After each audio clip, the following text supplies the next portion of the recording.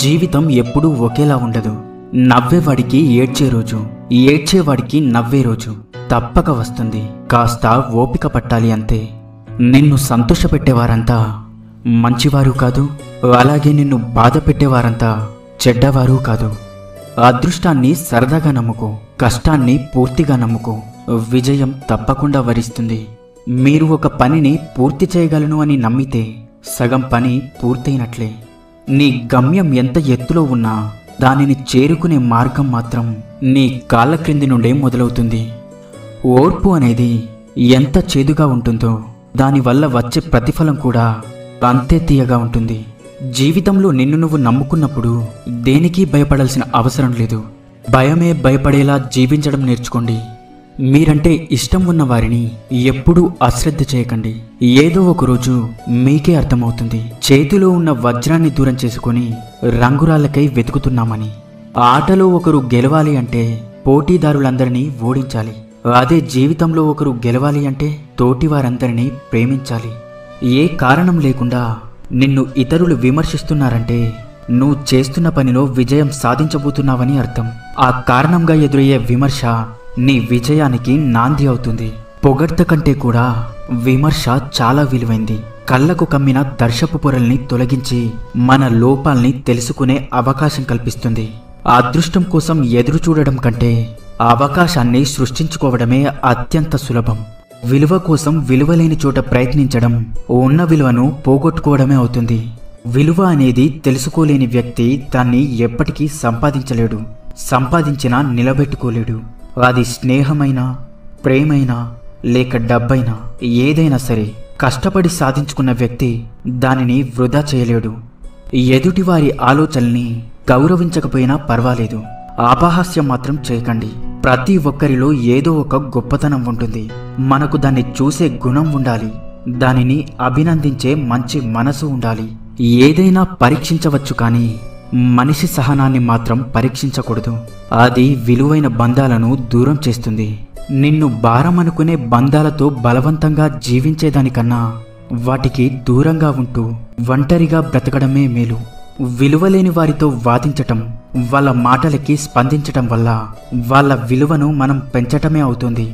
నువ్వు అర్థం కావట్లేదు అంటే వాళ్లకు నువ్వు అవసరం లేదు అని అర్థం. నీ మాటలు అర్థం కావడం లేదు అంటే నిన్ను పరిగణలోకి తీసుకున్నదే లేదు అని అర్థం. నిలబడక తప్పదు. చిన్నప్పుడు దేన్నైనా పట్టుకొని, పెద్దయ్యాక దేన్నైనా తట్టుకొని.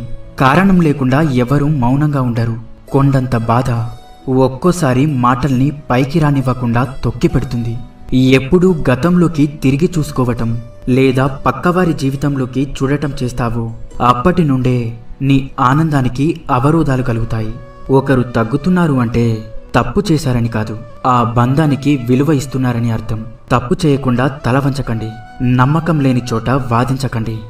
జనం దృష్టిలో గొప్పగా ఉన్నా లేకున్నా పర్వాలేదు, కానీ మనస్సాక్షి ముందు గర్వంగా తల ఎత్తుకొని బతకగలిగితే అంతకంటే గొప్ప జీవితం మరొకటి లేదు.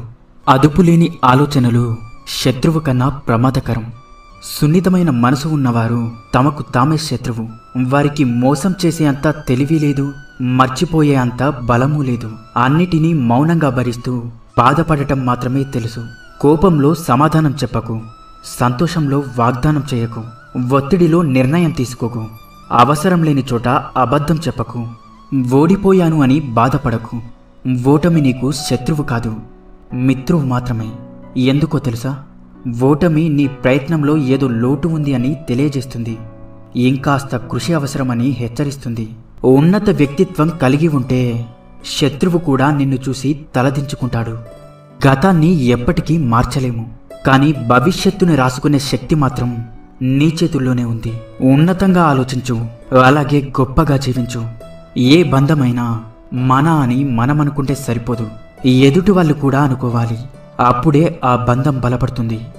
మన బాధ బయటికి చెప్పుకుంటే భారం తగ్గుతుంది అనుకోవడం అబద్ధం. చులకనైపోతాము అనేది నిజం.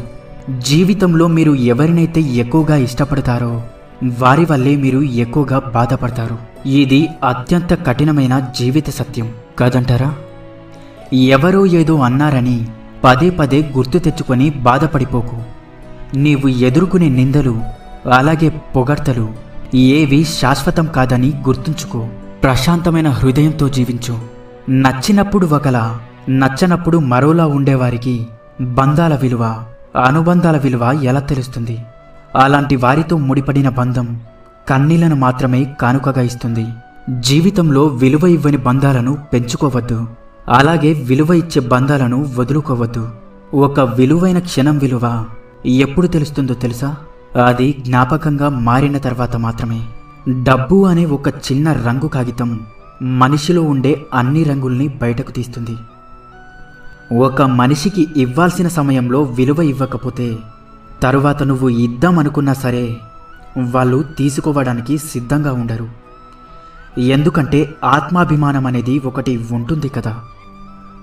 గొంతు పెంచడం కాదు, నీ మాట విలువ పెంచుకో.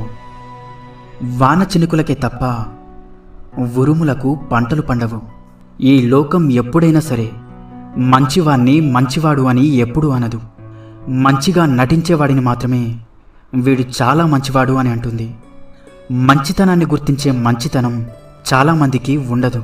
నీ పగను పంచుకోవడానికి ఏ మిత్రుడు రాడు. నీ మిత్రుణ్ణి దూరం చేయడానికి మాత్రం పక్కన చేరేవాళ్ళు చాలామంది ఉంటారు. జాగ్రత్తగా ఉండండి. నీ తప్పు లేకున్నా నిన్ను ఎవరు బాధ పెట్టినా, నీకు ప్రతీకారం తీర్చుకోవడం చేతకాకపోయినా కాలం తప్పక శిక్షిస్తుంది. వస్తే రాని ఎంత పెద్ద కష్టం వచ్చినా చావు కంటే చిన్నదే కదా. వచ్చేవి పోయేవి మూడు: పేదరికం, వ్యాధి, డబ్బు. వచ్చినా పోనివి మూడు: కీర్తి, జ్ఞానం, విద్య. పోతే రానివి మూడు: కాలం, యవ్వనం, పరువు. వెంట వచ్చేవి మూడు: పాపం, పుణ్యం, అలాగే నీడ.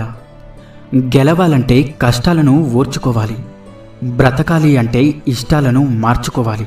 నిన్ను ఇష్టపడే వాళ్ళు నువ్వు ఎలా ఉన్నా సరే సర్దుకుపోతారు. నువ్వంటే ఇష్టం లేని వాళ్ళు నువ్వు ఎంత సర్దుకుపోయినా సరే దూరమవుతూనే ఉంటారు.